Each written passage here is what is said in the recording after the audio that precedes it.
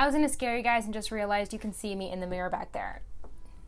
Hello YouTube and welcome back to another video. I'm super excited to be back and to be talking to you guys and in our usual setting because I've been trying to film in different areas just to kind of give it a little bit of a different feel, but I feel like I really like this setup, although it's probably going to change sooner or later, but for right now, this is what we're getting. Also, excuse me, or rather my family, if you hear noises in the background. I'm just not like committed to getting up from my chair and telling them to go lower the volume on the TV and the guitar playing. So if you hear it in the background, it's free entertainment. Just take it as you will. Anyways, welcome back. I hope you guys are doing very well. If you do not know me, then I probably should give you some background information before we start this video, just for some context. My name is Sabrina. Nice to meet you.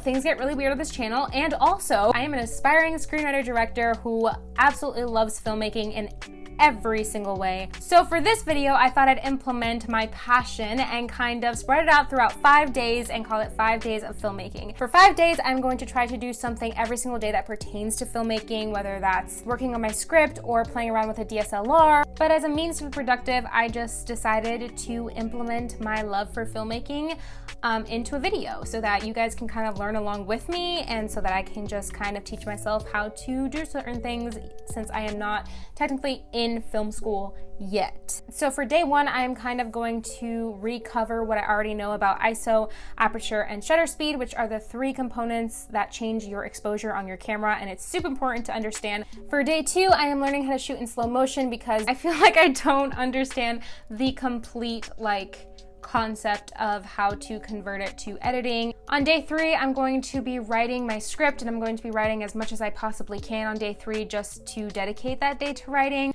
On day four, I want to learn more about directing.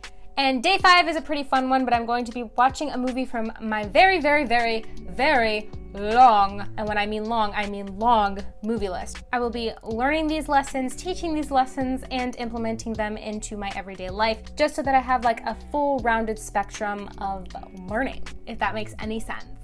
I don't know if I'm making any sense to you whatsoever at all, but we're just gonna get right into the video so that you can understand what's going on and so that I don't just continue to talk your ear off. All right, let's go. Hi, yes, it is me, Sabrina. I'm eating a bag of chocolate chips, which is not the healthiest option, but it's that time of the month and I really don't care at this point anymore. The world's just gonna burn and it's gonna be fine. Aliens are gonna come, they're gonna abduct us, we'll be fine, we'll be safe. So thank goodness for chocolate chips.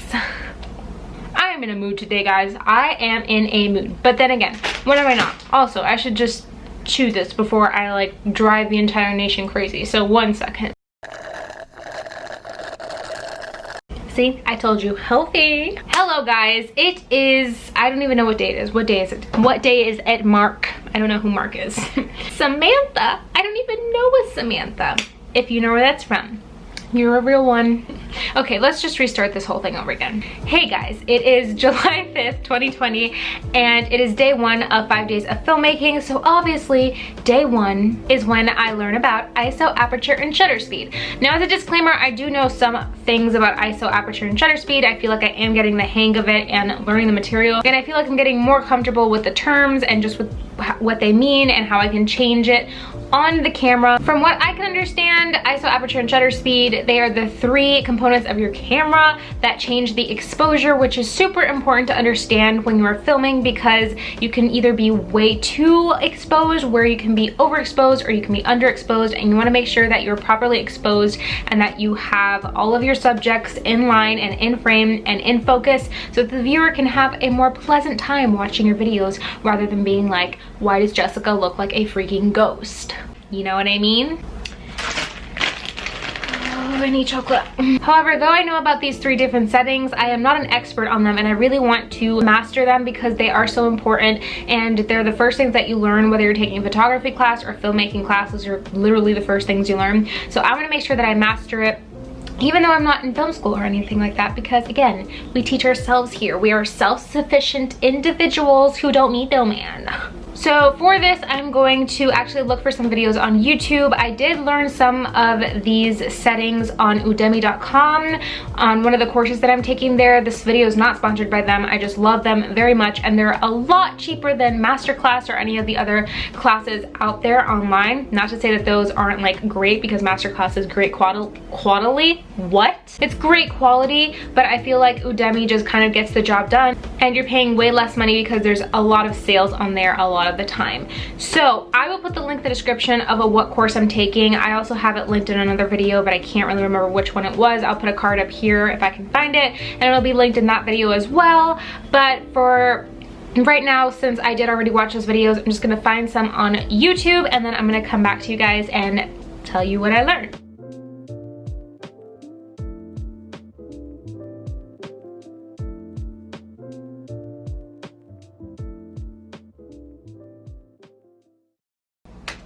Okay, I think I got it. All right, this is like, I'm gonna have to like bend down or something because I'm not even in frame. Okay, I think that's a little bit better. Okay, so I did not even get through the whole video, but it was a really good video, and I think it explains it really simply. So if you are a beginner filmmaker or photographer, I will link it in the description below so that you can see it, because you know, it was really good. It was really eye-opening. But I wrote down some notes, and I'm going to kind of teach back what I just learned, and this is from the video and also from prior knowledge that I've learned from other videos. So this is ISO, aperture, and shutter speed. I'm gonna start with shutter speed because it's the one that I had the most difficulty with, and it's kind of the one that I'm still kind of like, okay, but how does it really work?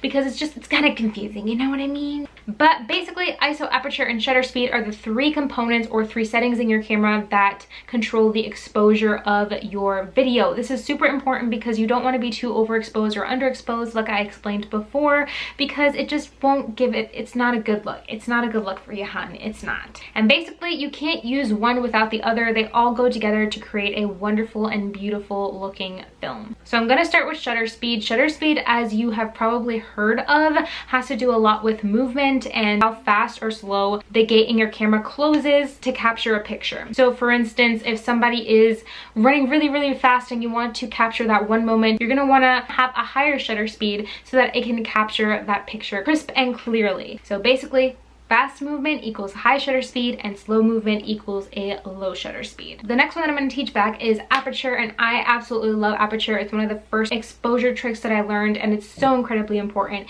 Basically, your aperture is like the pupil of your eye. The larger your aperture, the more light is going to enter. The smaller your aperture, the less light is going to enter. Your aperture is controlled by your f-stop, which is a measurement of the aperture. A low f-stop is going to contribute to a larger aperture, and a higher f-stop is going to contribute to a smaller aperture. A smaller f-stop is great to enlarge the aperture so that more light comes in, and so that it gives you more of a bokeh effect in the background. Bokeh is basically the blurriness that you see in the background, like a lot of YouTubers use it, where they'll be talking to the camera and they're in focus, but there's a lot of blurriness in the background. But then obviously a larger f-stop is going to give you more of a smaller aperture, which is going to give you less of a bokeh effect. A lot of photographers who do landscape photography use a larger f-stop so that they can get everything in the picture. And last but definitely not least is ISO. ISO is basically fake light, like Peter McKinnon says in his video back here that I'm going to link down below. I love that description of it because it is basically fake light. It is what gives your videos a little bit more push if you don't have enough light. So if you're in low light settings, like inside of a house at night or just outside in general at night, and you don't have enough light, you can crank up your ISO to a higher number, and it's going to give you more of an exposure and more light in your photo or video. Just make sure that you don't go too overboard, because you can get a lot of noise, which is that graininess that you see in a lot of videos due to the fact that their ISO is way too high. You usually want to shoot with the lowest ISO possible and have as much light, whether that's natural or artificial light, facing you, because that's how your video is going to come out the best. But obviously in some situations you can't do that, and that's where the ISO comes in handy. And all of those together just give you a great kind of overall look for your film. But obviously light is really, really important. And then these kind of just help you to make it a little bit more beautiful. So I hope I explained that all correctly. If I did miss anything or I said anything wrong, make sure you let me know in the comment section below, because I'm just beginning, okay? I'm just beginning to learn all this stuff, okay? And it's a little bit it's overwhelming sometimes, but I love it. So I hope that helped a little bit, and I definitely understand shutter speed a little bit better, and I'm definitely understanding ISO and aperture, which is great. We're getting there. We're going places, kid. Here's looking at you, kid. Now I'm just quoting things from movies. Okay, let's move on. Hello, my loves. That was really weird. Okay, I'm using a microphone right now, and I hope you guys can hear me. It's a little bit dark. Let me turn up this ISO.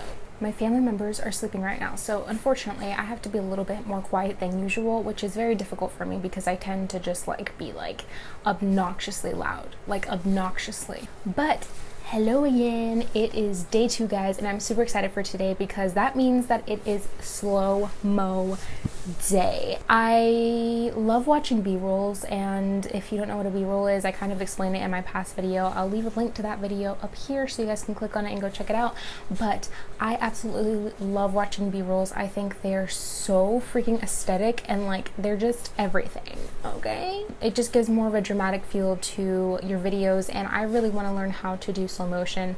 Obviously, like in editing, you can slow down your video to whatever speed you want and put it in slow motion, but it doesn't give an effortless look unless you do some things beforehand with your camera. So those are the things I'm going to be learning today. I know Iz Harris has a video on it. I think like Becky and Chris do, but I'm not really sure. But I'm going to try to search up like how to shoot in slow motion, how to like have that seamless slow motion look, and then I'm going to kind of teach that back to you guys once again and then put it into a test. I feel like this jacket is making a lot of noise.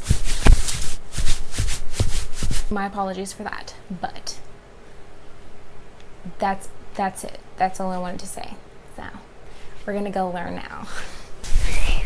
Alright guys, we are back and better than ever. So I just finished learning about slow motion, and let me just tell you, my mind is blown. I had learned a few things about slow motion before, but like I feel like I'm really understanding it. And you know that moment when you're just like understanding something and you're like, oh my gosh, like now I know how Albert Einstein felt. But I watched a video from Becky and Chris. They actually had 2 videos that I watched. One was on slow motion and the other one was on frame rates, because you have to understand frame rates and shutter speed to get how to slow down your videos. So I'm going to explain a little bit about frame rates since we already talked about shutter speed in the last clip. So frame rate is very simple. It's basically the amount of pictures or frames that your camera takes within a certain amount of time. In this case, it's going to be seconds because frame rate is measured in seconds. The average frame rate for the cinema world is 24 frames per second, and a lot of people will film their videos like this as well because it's just the standard. When you're shooting at 24 frames per second, your shutter speed is going to be at 1/50th of a second. So basically, to get your video into slow motion, you have to shoot at a higher frame rate, which in turn is going to be a higher shutter speed. So if you're already shooting at 24 frames per second, you're going to be wanting to film at something higher, like 30, 60, or even 120.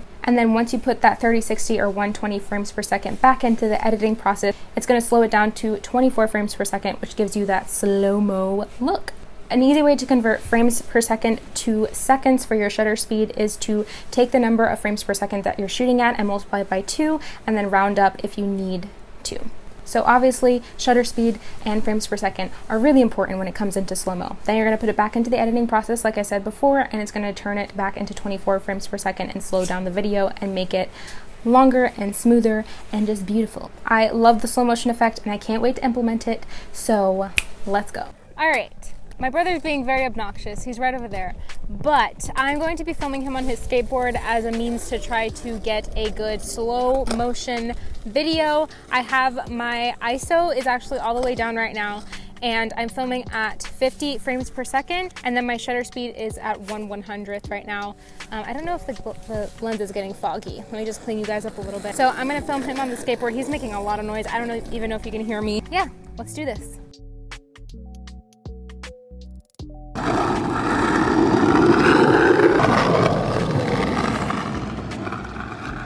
Go. Okay, go.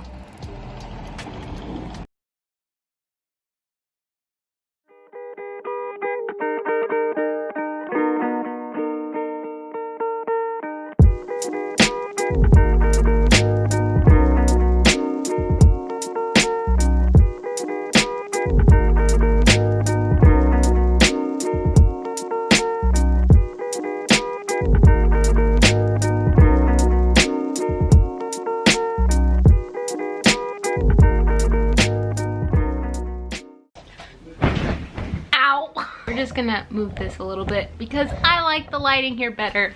Hello all you cool cats and kittens. That was the most cringiest thing I've ever done. Okay guys, so I've decided on something that I hope you guys will enjoy. I'm going to split this video up into 2 parts because as I was editing it, it was just getting way too long. It's already way too long. It's like 20 something minutes, probably over that by the time I put this outro in. So I'm just gonna split it into 2 parts. So that is the ending of this first part, and you're just gonna have to stick around for the second one, okay? I know it's so sad, but it's something we have to do. I wonder how many times my mood switches in videos when I make them, because I'm just realizing that it's probably a lot. Also, people in the background talking, it's not ghosts, I promise. But I just wanted to thank you guys so much for watching this video. If you liked it, make sure you give it a huge thumbs up so we need to make more additional content like this. Don't forget to comment down below what your favorite animal is. That was really random, I just didn't think that one through. And most importantly, don't forget to click the subscription button and hit the notification bell so that YouTube can notify you every time that I upload a video, and so you'll always be updated. And also, I link all of my social media accounts down below in the description, so make sure you check that out if you want to just like be friends and like chill and like hang out and like talk about movies and like life and fashion. Just kidding, I'm not that much of a fashion guru. But again, thank you guys so much for watching. I had so much fun making this video, and I can't wait to see you in the next one. Bye.